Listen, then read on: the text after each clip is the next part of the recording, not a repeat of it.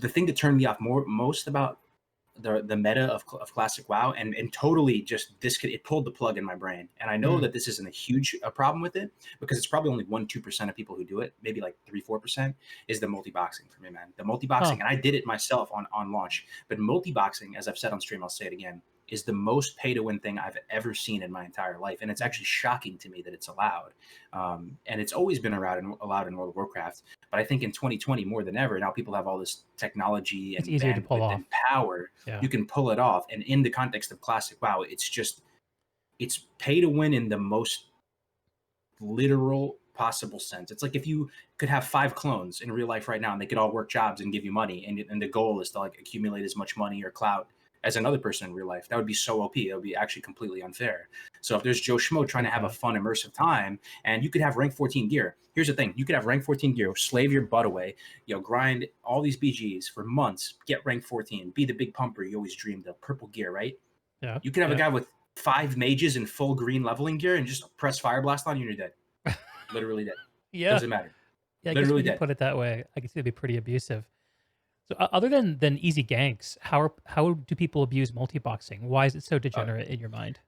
Yeah, you can just go to Winter Spring and one-shot Frost Giants, like giant elite mobs that would take a raid to kill. You go there with a mage, you press Frostbolt with like 10 mages, giant dice, you make 400 gold an hour, 500 gold an hour, 600 gold an hour. People are just doing insane. They're soloing UBRS. There's Yeah. people with a 20, 40-man multi-box, insane stuff like that. Oh, I mean, where do you draw the are you line in the serious? sand? 40-man multi-box? Yeah, there's a guy in Fairleigh with like a 40-man multi-box. It's the type of thing where it's Oh like, my where does it God. end? So are you pretty much, does this end when we're all playing StarCraft and this is an RTS and everybody actually has like a like a data center set up like in, in an offsite remote location, and you're literally commanding an army of 40 characters in game? Where's the line in the sand? So even though that's not a huge issue in terms of, how many people actually do it, to me, it was such a turnoff that was allowed that I felt really bad about doing it Because myself. And here's you were trying to use every tool in the toolbox to get the most out of the experience. You found a tool that you would not use, and that's what made you look at a different direction.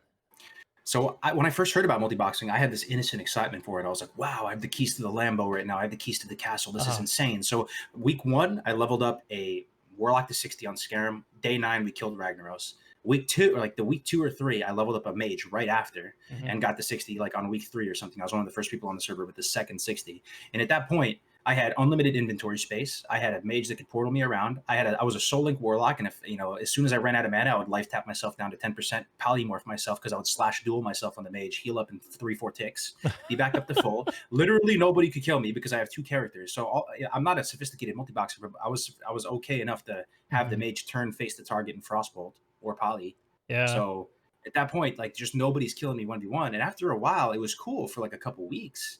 And then after a couple weeks, I was like, dude, this is kind of scummy. And it made me realize the reason why I'm doing this is I'm trying to get an unfair advantage. But it wasn't really, for me, it was more about I wanted to defend myself against stream snipers. I do think I've thought long and hard about this, why I wanted to do it. It was mainly to deter stream snipers in my own mind, because I'm really not trying to like ruin someone's day and like hurt somebody or make them have a bad time.